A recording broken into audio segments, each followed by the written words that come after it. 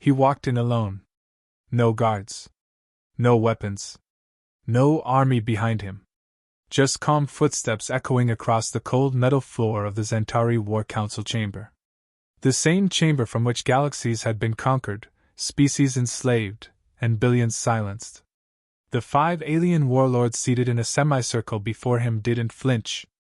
Why would they? They were the rulers of a galactic empire that had never lost a war. Their combined fleets could blacken a star.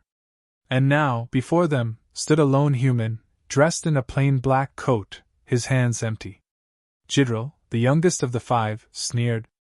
You came alone. No entourage, no representatives. Does humanity not even value their own negotiations? The human didn't respond. He took his seat slowly, folding his hands in front of him. Kaleth, the oldest and most brutal of the warlords, narrowed his crimson eyes. Speak then, Terran. What message does your dying species bring before our council? The human finally spoke. I didn't come to talk. The warlords looked at each other. Then Vorsak barked a laugh. Then what are you doing here, little ape? Trying to scare us with silence? The human reached inside his coat and placed a small black cube on the table. It pulsed once with a dull blue light. This is for your eyes only, he said calmly. Transmission linked directly from orbit. Encrypted channel. No interference. The warlords leaned forward with interest. Tolari made a gesture to activate the feed. And the room went silent. The main wall of the chamber lit up, not with projections or simulations, but with real-time orbital visuals. Ship movements. Explosions. Live footage.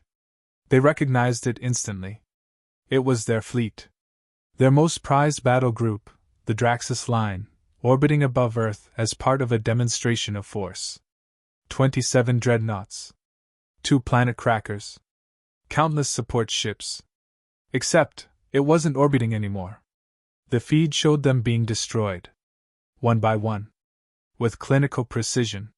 The flagship of the Zentari Navy, Void Fang, erupted into a blue fireball, breaking apart in utter silence. The Oryx Maw, a carrier with 10,000 troops on board, imploded from within.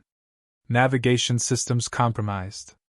Internal reactors overclocked. No external fire. Just sabotage. Remote, silent, surgical. Tolari stood up so fast his chair fell over. Pause this! This is doctored footage! Our fleet is... It's live! The human interrupted. We patched into your own channels. You can cross-verify any timestamp. I suggest you keep watching. The destruction continued. Jidril's face turned pale, the markings on his forehead pulsating erratically. How? Your species doesn't have this kind of capability. The human smiled faintly.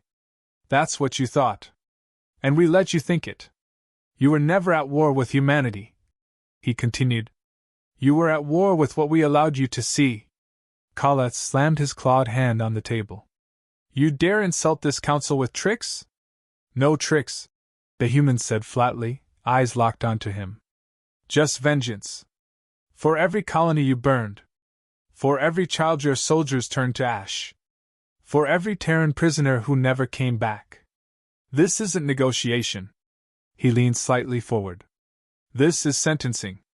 A sharp alert pinged in the chamber. Their internal communications, secure for centuries, were breached. Every ship in their local sectors was now reporting failures. AI corruption. Targeting reboots. Jump drives refusing to obey. They were being disarmed from within. Tolari whispered in disbelief. This is coordinated. You'd need decades to build a virus like this. Try centuries, the human said. We started the day you first took one of our border stations. We embedded, watched, waited. You thought we were just another prey species. You never thought we'd evolve our revenge in silence. The chamber fell into suffocating silence. Each warlord was realizing the same thing. This wasn't a negotiation. This was the aftermath. And they were just being informed. Jidril broke the silence, voice hollow. What do you want? The human stood. Nothing, he said. He turned and began walking toward the exit. But then paused. "Oh," he added casually, "I wouldn't wait too long to issue a surrender. The orbital mines around your homeworld are set to auto-arm if they don't detect a submission broadcast in the next 15 minutes. Khaleth jumped from his seat. "You threaten to destroy the heart of our empire?" "No," the human replied without turning. "That's already done. You're just deciding whether your people see the sunrise tomorrow or not." He walked out. And behind him, 5 of the most powerful beings in the galaxy finally felt what it meant to face something greater than fear. They had laughed when he entered. Now, they trembled. The door closed behind him, and the sound of his footsteps faded into the silence. But his presence still lingered. It was as if the air itself had become heavier, denser, haunted by the weight of what had just happened. Jidril held his head in his hands, and for the first time in recorded Zentari history, a high warlord didn't even try to hide his fear. "We've lost everything," he whispered. Talari slammed his fist into the table and stood up, his voice defiant, almost panicked. "No! We don't surrender! We are the Zentari Empire! We've lost only a few ships, our might is still unmatched." Khaleth gave him a cold glare and responded with a voice like broken iron. "Ships don't matter if command and control are gone. If they could do this to our core fleet, everything else is irrelevant." A shrill alarm broke through the tension. A new screen lit up. This time, it showed Zentar Prime, the Zentari homeworld, their sacred heart. In its orbit, hundreds of mines floated in synchronized patterns. A few were now glowing with a pulsating red light. "He wasn't bluffing," Borsak murmured, voice dry and strained. A holographic map emerged mid-air. Red warning markers flashed across their entire empire. Every major military outpost, dark, disarmed, dying, or already detonated. Jidril spoke again, softer this time. "We always thought humans were weak, primitive, talking species, scared of war, obsolete technology, limited reach. We mistook silence for weakness." Khaletha's voice ground like stone. "And they remembered every laugh we threw at them, every insult, every order, every colony we burned." That moment, it stretched endlessly. As if the very stars were holding their breath. Vorsak finally spoke, his tone subdued. "We have to surrender." Talari spun on him, eyes blazing with fury. "We're Zentari! Since when do we kneel?" Khaleth roared back. "Since they took every weapon from our hands without firing a single shot. This isn't just defeat, it's extinction if we don't stop here." A new message blinked on the wall. T-12 o'clock, no surrender signal detected. Jidril's hands trembled as he activated the central console. He reached out and touched the seal of the Zentari Empire, the same symbol etched in fear across dozens of systems. "This isn't submission," he said slowly. "It's the price of survival." He closed his eyes. "Transmit the surrender signal." The room went still. The light on the walls dimmed. The sirens fell silent. The orbital mine feed flickered again, and the red lights around Zentar Prime turned blue. Deactivation confirmed. The human hadn't lied. Khaleth dropped into his seat, as though the centuries of pride on his shoulders had finally crumbled. His breathing slowed. His claws unclenched. "We raised the monster that came back to kill us." Jidril stared at the still active screen, eyes hollow. "And now, a single human walked in, alone, and held our entire empire hostage." Vorsak looked up at the ceiling as if staring into the stars, through the cold steel, into the void where that human might still be walking, calm and quiet, as if none of this was ever in doubt. "He wasn't just a man," he said. "He was the echo of an entire species that watched in silence, and answered with thunder. We weren't defeated. We were taught." They thought the storm had passed. But the truth was, the storm hadn't even begun. Just beyond the edge of Zentar Prime's orbit, hidden in the cold folds of space, Task Force Zero drifted silently. Human warships, cloaked by adaptive distortion fields, surrounded the Zentari homeworld like specters. They hadn't come to destroy. They had come to watch the surrender. The central ship, TNS Silent Verdict, remained still. Within it, Captain Amira Voss stood on the bridge, arms crossed, eyes fixed on the transmission coming in from the council chamber. She watched the feed of 5 alien warlords, trembling, arguing, breaking. Her voice was calm, but carried iron. "Has the surrender been verified?" A nearby comms officer nodded. "Confirmed. Empire-wide signal. All Centauri systems are receiving the transmission. Their core AI has accepted defeat protocol." Voss didn't smile. She didn't celebrate. "Relay to command, Operation Black Veil complete." Behind her, Admiral Wren stepped forward. He was older, scarred, and had lost 2 sons during the first Centauri assault on humanity a century ago. He stared at the feed, then said quietly, "They still don't understand how we got here." Voss nodded. "That's not our problem anymore." Back on Zenta Prime, the council chamber remained in a tense, eerie silence. Suddenly, the same cube the human had placed earlier flickered to life again. A new hologram appeared. It was him. Same black coat. Same unshaken eyes. But this time, he wasn't there to negotiate. He was here to speak. His voice echoed, unbothered by their expressions. "You believed you were gods among insects. You burned 1,000 worlds and left nothing but ash behind you. You looked at humanity and saw prey." He stepped closer in the projection, and though it was a hologram, the room felt colder. "But while you broadcasted your victories, we buried our dead in silence. We watched. We learned. And then, we surpassed." Jidro swallowed. "What happens to us now?" The human's eyes narrowed slightly. "That depends on what you do next. We could wipe your archives. Strip your fleets. Turn your own weaponized moons into rubble. We've accessed your breeding protocols, your food chains, your orbital life support systems. Don't test us." Kaletha's lips parted, but he didn't speak. Not this time.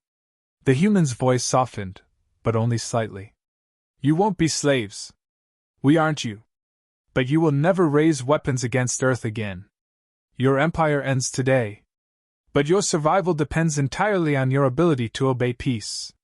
He leaned slightly forward. Not a threat, a decree. This was never about revenge. This was about memory.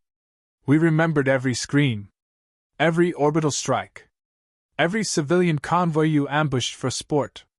And when our engineers, hackers, and codebreakers built the tools of your ruin, we named each line of code after the places you destroyed. Kaletha's hand clenched on the table, but he said nothing. The human turned slightly, as if addressing not just the 5, but their entire empire.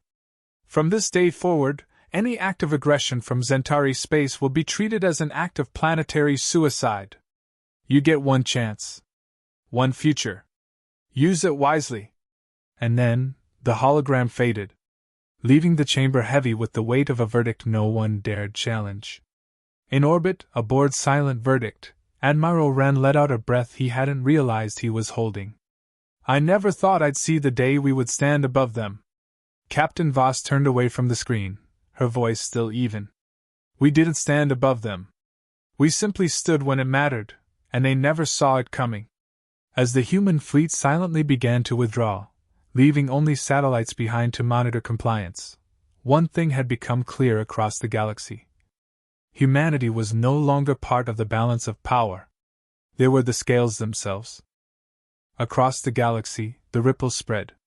From warlords and mercenaries to outer rim smugglers, whispers began to swirl, not of conquest, but of the day of collapse.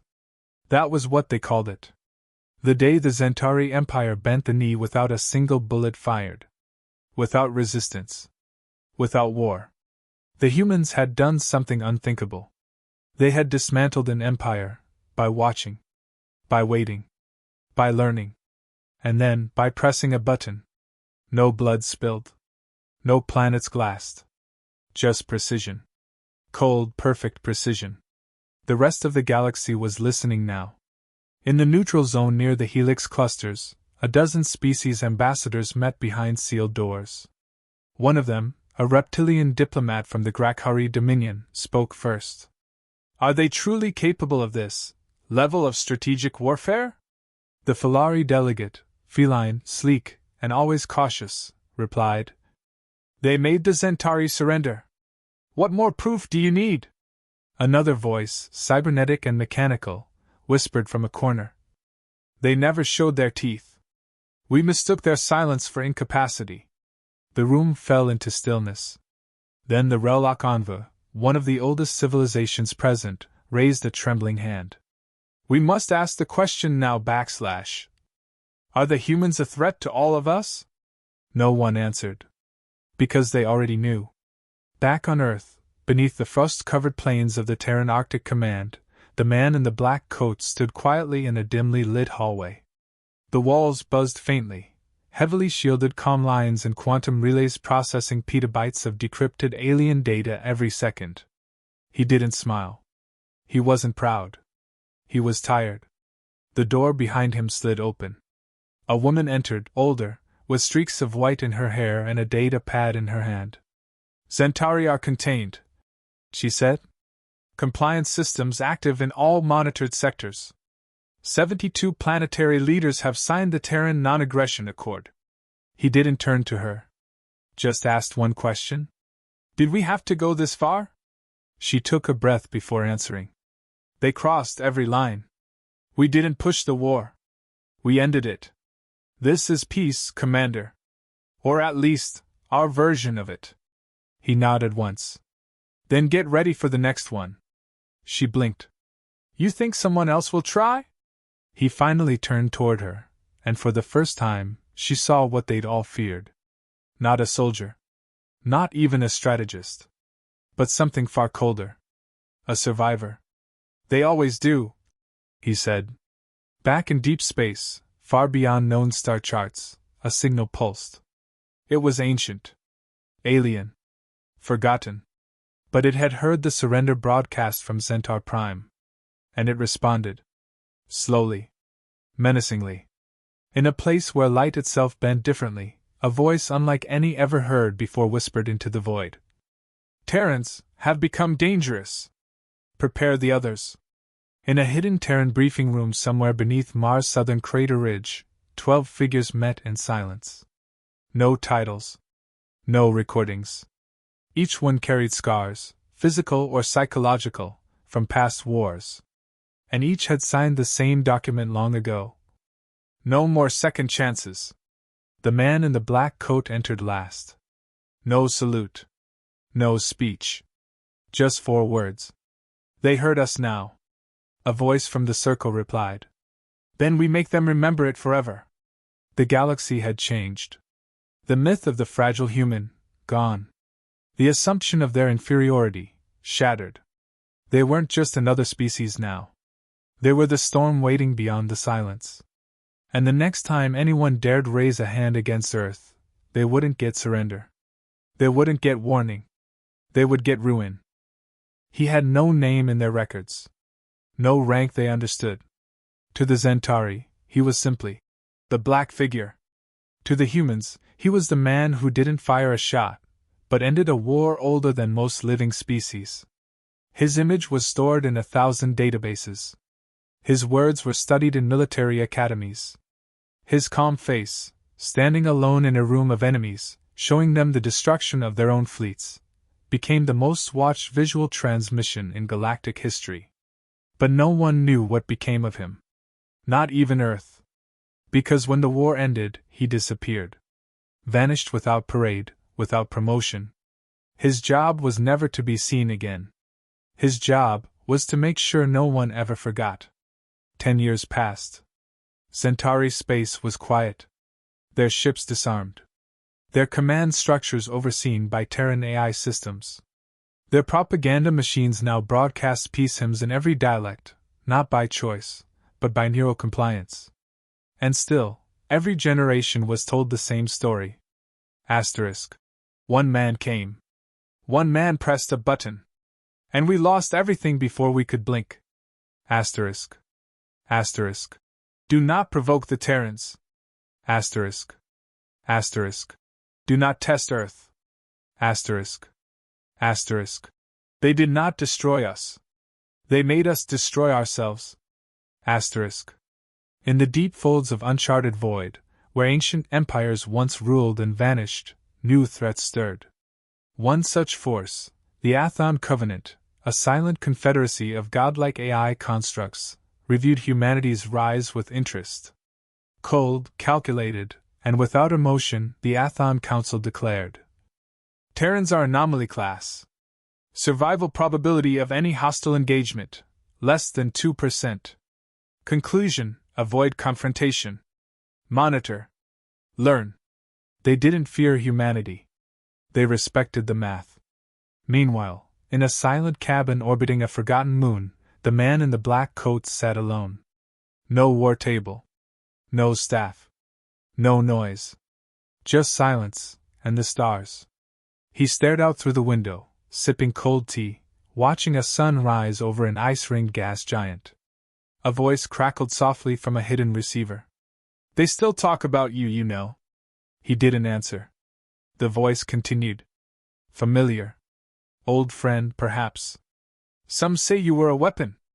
Others think you were AI. A ghost. A bluff.